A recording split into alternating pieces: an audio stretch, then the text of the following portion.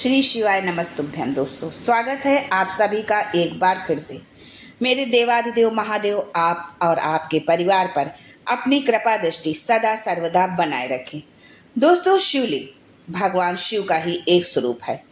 हिंदू धर्म में ये माना जाता है कि शिवलिंग पर जल चढ़ाने मात्र से महादेव प्रसन्न होते हैं और साधक को सुख समृद्धि का आशीर्वाद देते हैं। अगर आपके घर में भी शिवलिंग विराजमान है तो ऐसे में आपको कुछ नियमों को जरूर ध्यान में रखना चाहिए। लेकिन कौन से वो नियम हैं और किस तरह से हमें पूजन करना है घर में शिवलिंग का, कितने बड़े शिवलिंग हमें घर में रखने चाहिए, शिवलिंग से जुड़ी बहुत सारी जानकारी आपको आज के इस वीडियो में मिलने वाली है। लेकिन आगे बढ़ने से पहले आपसे रिक्वेस्ट करती हूँ कि वीडियो को लाइक करिएगा, दोस्तों को शेयर कर दीजिएगा और अगर आपने अभी तक चैनल को सब्सक्राइब नहीं किया है तो चैनल को सब्सक्राइब करके बेल आइकन जरूर दबाइएगा। दोस्तों, हमारे गुरुदेव पंडित प्रदीप मिश्रा जी कहते हैं कि एक लोटा जल सब समस्या का हल। भोले भंडारी एक लोटे जल से ही प्रसन्न होते हैं और आपकी जो भी मुराद, जो भी इच्छा आपकी होती है, जो भी कामना आपकी होती है, उस कामना को पूरी करते हैं। मुंह मांगी मुराद आपकी पूरी करते हैं। तो एक लोटा जल भगवान शिव को जो है हम मंदिर जा कर के चढ़ाएं कि घर में रह कर के चढ़ाएं। घर में यदि शिवलिंग है तो उसमें चढ़ाना ज़्यादा श्रेष्ठ होगा या मंदिर में जाकर हमें एक लोटा जल चढ़ाना श्रेष्ठ होगा। दोस्तों, शिवलिंग को पूर्व दिशा में रखना ज़्यादा शुभ माना जाता है। ऐसा करने पर पूजा के दौरान भक्त का मुख भी पूर्व दिशा में ही होता है। ऐसा बहुत सारे ऐसे ज्योतिषाचार्य ऐसा बोलते हैं, लेकिन शिव महापुराण के अनुसार हमेशा जो है शिवलिंग का पूजन जो है वो दक्षिण दिशा की ओर मुख करके किया जाता है, दक्षिण दिशा की ओर बैठ करके किया जाता है, क्योंकि भगवान शिवलिंग की वो जो जलहरी होती है, जहाँ से जल नीचे गिरता है, वो हमेशा उत्तर दिशा की ओर होना चाहिए और उसके अपोजिट साइड में जो है जल चढ़ाने वाले को जो है बैठना चाहिए, जातक को, भक्त को बैठना चाहिए।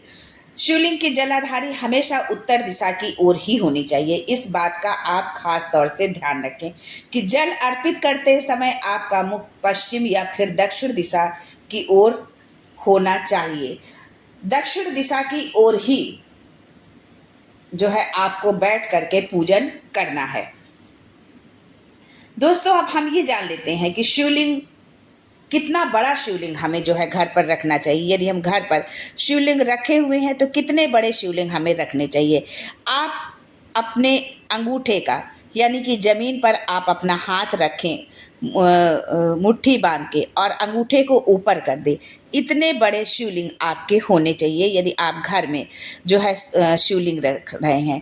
आप पत्थर का रख सकते हैं, किसी भी धातु का शिवलिंग रख सकते हैं, जो भी आपकी इच्छा हो रख सकते हैं। लेकिन यदि नर्मदेश्वर है तो वो बहुत ही श्रेष्ठ होगा, यानी कि नर्मदा जी के तट पर से जो शिवलिंग हमें मिलते हैं वो शिवलिंग जो है बहुत ही अधिक श्रेष्ठ होते हैं, बहुत ही शुभ होते हैं। अगर ऐसा शिवलिंग आप रखते हैं तो बहुत ही अच्छा होगा। घर में स्थापित शिवलिंग की नियमित रूप से पूजा अर्चना जरूर करनी चाहिए और जल अर्पित करना चाहिए। मानिए कि यदि आप कहीं 1-2 दिन के लिए जा रहे हैं तो उस स्थिति में आप क्या करें, आप शिवलिंग को साथ में लेकर के जाएं या उनका पूजन कैसे करें।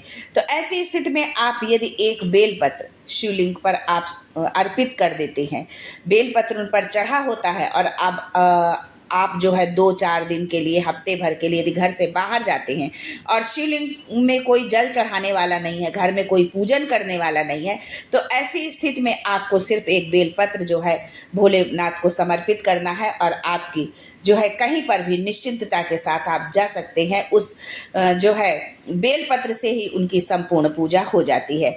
साथ ही शिवलिंग और उसके आसपास जो है साफ सफाई का भी पूरा आप ध्यान रखें। इसी के साथ घर में हमेशा अंगूठे के आकार जितना शिवलिंग स्थापित करना चाहिए और घर में एक से ज़्यादा शिवलिंग भी होने चाहिए। और अधिकतर लोग कहते हैं कि एक से अधिक शिवलिंग नहीं होने चाहिए, लेकिन हमारे गुरु जी बताते हैं कि शिव महापुराण में लिखा कि आप और किसी देवी देवता की मूर्ति एक से अधिक न रखें, लेकिन शिवलिंग आप जितना चाहें, 1, 2, 4, 10 जितना आप चाहें शिवलिंग की स्थापना घर में कर सकते हैं, घर में रख सकते हैं, उनका पूजन कर सकते हैं। शिवलिंग को कभी भी सीधा जमीन पर न रखें, इसे हमेशा किसी चौकी या फिर ऊंचे स्थान पर ही रखना चाहिए। यदि आप किसी चौकी पर रख रहे हैं तो आप कोई कटोरी के ऊपर रखें और उसके नीचे बेलपत्र जरूर रखें। बेलपत्र का आसन उनको दें, उसके बाद जो है शिवलिंग को उसमें आप रखें और फिर पूजन करें।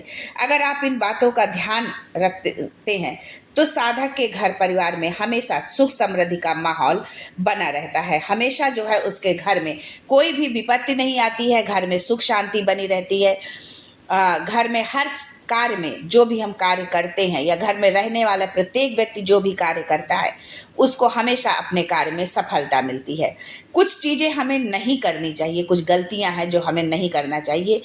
हमेशा स्नान करने और साफ सुथरे कपड़े पहनने के बाद ही शिवलिंग की आप पूजा व अभिषेक करें।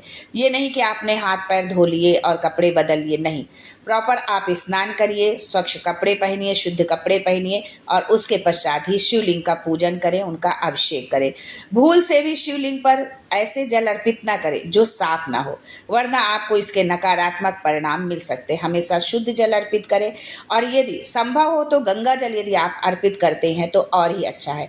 और यदि गंगा जल नहीं है तो आप जिस पात्र से जल आप अर्पित कर रहे हैं शिवलिंग पर, उसमें पहले थोड़ा सा गंगा जल डाल लें, उसके बाद उसमें शुद्ध जल डालें और फिर उससे जो है भोलेनाथ का अभिषेक करें।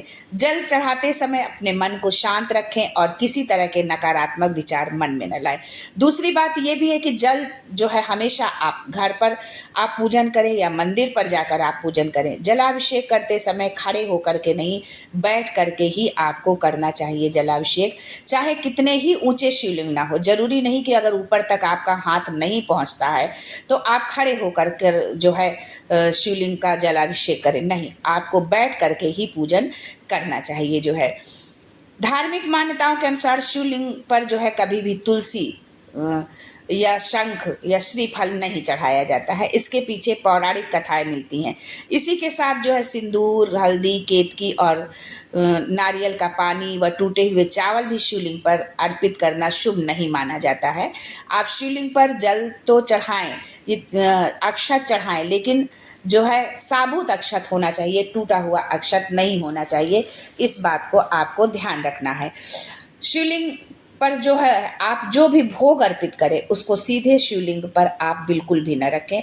आप उसको जो है पान के पत्ते पर या किसी धातु के पात्र पर रख करके जो है भगवान को आप उसका भोग लगाएं। जो है आप शिवलिंग की जब पूजा करें तो नंदी की पूजा करना बिल्कुल भी ना भूलें। जो है पूजा करने के पश्चात जब आप यदि मंदिर में पूजा करते हैं या घर में आप पूजन करते हैं, घर में यदि आप पूजन करते हैं तो आप अपने घर के सारे जो भगवान के विग्रह को आप यदि स्नान कराते हैं तो आप जो है शिवलिंग को एक अलग आप बर्तन ले लीजिए, प्लेट ले लीजिए, उसमें शिवलिंग का जो है उनको स्नान कराइए, उनका जलाभिषेक करिए और उसके पश्चात जो जल से स्नान आप कराते हैं उस जल को आप जो है प्रसाद रूप में अपने घर में सबको वितरित करिए और अपने घर में पूरे जो है उस जल को छिड़क दीजिए। आपके घर में महादेव अधन के भंडार भर देंगे। यदि आप मंदिर पर जाकर के जो है आप पूजन करते हैं, उनका जलाभिषेक करते हैं, तो जिस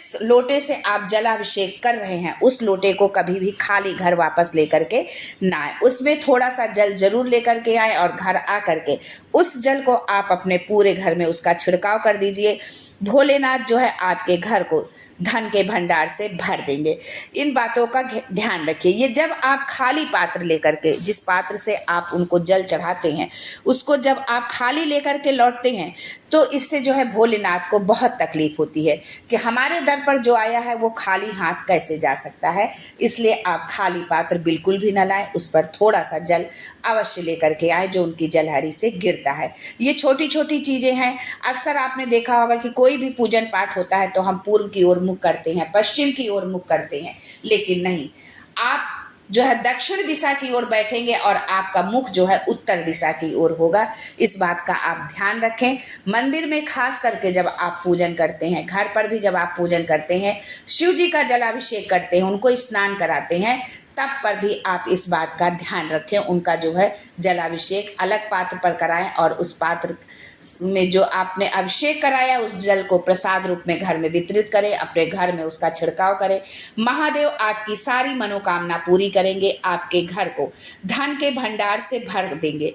आपको कभी भी जो है आर्थिक समस्या जीवन में नहीं आएगी। आपके घर में किसी भी प्रकार की निगेटिविटी नहीं होगी। यदि किसी भी प्रकार का वास्तु दोष है तो वो भी समाप्त हो जाएगा यदि आप इस तरह से उनका पूजन करते हैं और उनके जल का छिड़काव अपने घर पर करते हैं।